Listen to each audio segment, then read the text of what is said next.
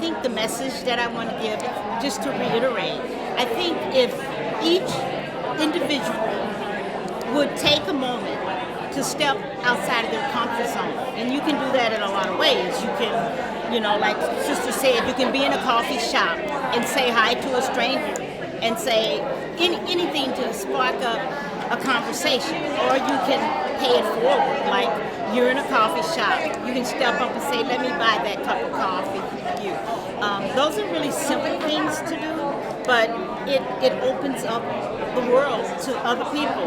Like, it slowly lets people into your world, then they let you into their world. And another big way to do it is many people, you have your faith, be you Jewish, be you Christian, be you Muslim.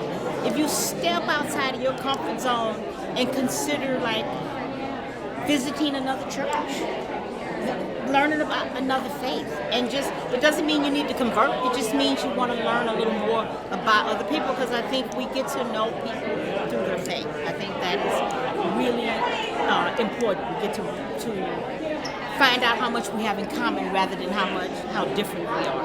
I think the way that I have experienced divides in my life is that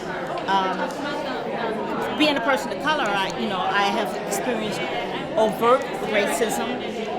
Being a professional nurse, I have experienced the assumptions of my being less than, because I am a person of color. An example of that is I've had people walk up to me, even though I have a badge on that says Carlita Logan, RN. I've had people walk up to me and say, could you get me a nurse? I get that. I've had people in management assume that I know less. And I think the biggest divide that I've experienced is I've seen how people who are white, people non-color, can walk off the street and get a job. And the assumption is when they get that job, that they're qualified for that job, that they know how to do their job. I can walk in, or other people of color can walk into a place of employment and get the job.